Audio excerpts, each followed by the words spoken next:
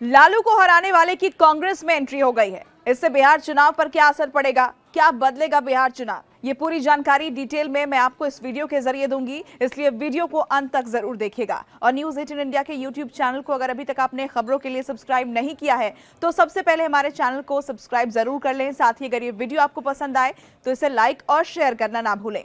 रामजतन सिन्हा दोबारा कांग्रेस में शामिल हो गए हैं और ये बिहार कांग्रेस का बड़ा दांव माना जा रहा है। कांग्रेस की सवर्ण मतदाताओं को अपने पाले में लाने की कवायद से जोड़कर इसे देखा जा रहा है। आपको बता दें कि रामजतन सिन्हा बिहार कांग्रेस के पूर्व प्रदेश अध्यक्ष रहे हैं, लेकिन बाद में उन्होंने पार्टी छोड़ दी।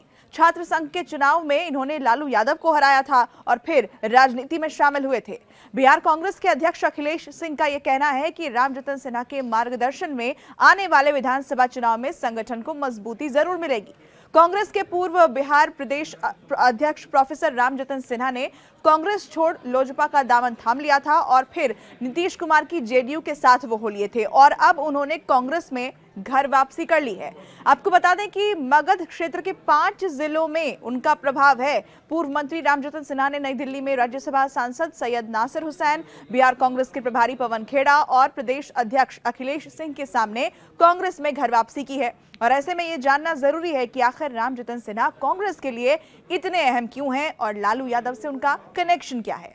दरअसल साल 2003 से 2005 के बीच बिहार कांग्रेस के अध्यक्ष रहे रामजतन सिन्हा का नाम मगध क्षेत्र के कद्दावर नेताओं में शुमार था। उनका प्रभाव क्षेत्र जहानाबाद, अरवल, गया, नवादा और पटना था। यहाँ के भूमिहार समाज में उनकी पैठ थी, लेकिन उन्होंने अलग अलग कारणों से एक बार 2005 और फिर 2012 में कांग्रेस छोड़ दी।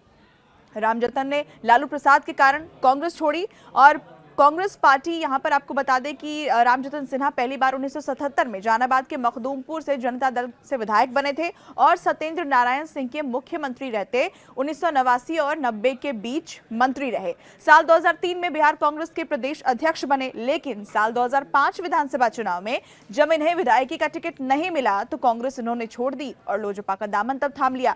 बताया जाता है कि 2005 में आरजेडी कांग्रेस गठबंधन में रामजतन मखदूमपुर से चुनाव लड़ना चाहते थे, लेकिन आरजेडी सुप्रीमो लालू ने वो सीट छोड़ने से इनकार कर दिया। कांग्रेस छोड़कर रामजतन लोजपा के टिकट पर चुनाव लड़े, लेकिन हार गए। हालांकि इसके बाद वो कांग्रेस में लौटे, लेकिन पहले जैसा प्रभाव और तवज्जो नहीं रहने के कारण एक बार फिर से लोजपा में शामिल हो गए। इसके बाद उन्होंने जेडीयू का दामन थाम लिया था। छात्र संघ चुनाव में लालू यादव को उन्होंने मात दी थी और इसी का जिक्र हम करने जा रहे हैं। आपको बता दें कि जिस तरह लालू प्रसाद यादव और नीतीश कुमार पटना यूनिवर्सिटी छात्र संघ से निकलकर राजनीति में आए हैं, उसी तरह रामजतन सिन्हा भी इसी पृष्ठभूमि से आते हैं। पहली बार वो लाइमलाइट में आए थे जब पटना यूनिवर्सिटी की छात्र राजनीति में उन्होंने लालू प्रसाद यादव को हरा दिया था। दरअसल पटना यूनिवर्सिटी में 1970 में पहली बार चुनाव हुआ तो लालू प्रसाद महासचिव चुने गए थे। इसके अगले वर्ष यानी कि 1971 में अध्यक्ष पद के लिए रामजतन सिन्हा और लालू प्रसाद आमने सामने आए और उनमें संघर्ष हुआ, जिसमें उन्होंने लालू यादव को पटखनी दे दी। बाद के दौर में इनकी राजनीति को विस्तार मिलता गया और बिहार कांग्रेस के शीर्ष स्तर तक पहुंचने में इन्होंने सफलता हासिल की थी। अब एक बार फिर वो कांग्रेस में वापस लौट आए हैं और पार्टी को मजबूत करने की बात कर रहे हैं। अब आपको बता दें कि बिहार विधानसभा चुनाव को लेकर आखिर कांग्रेस क्या बड़ी रणनीति तैयार कर रही है। सवाल यही है कि कांग्रेस ने आखिर पार्टी छोड़कर जाने वाले रामजतन सिन्हा की वापसी करवाई क्यों है। राजनीति के जानकार ये कहते हैं कि कांग्रेस इस वक्त बड़ी रणनीति पर काम कर रही है और आने वाले विधानसभा चुनाव में दलित, मुस्लिम और सवर्ण मतदाताओं के अपने पुराने फॉर्मूले पर आगे बढ़ना चाहती है। ऐसे में माना यह जा रहा है कि रामजतन सिन्हा अपने स्वजातीय भूमिहार वोटरों को कांग्रेस की तरफ मोड़ने में कारगर साबित हो सकते हैं।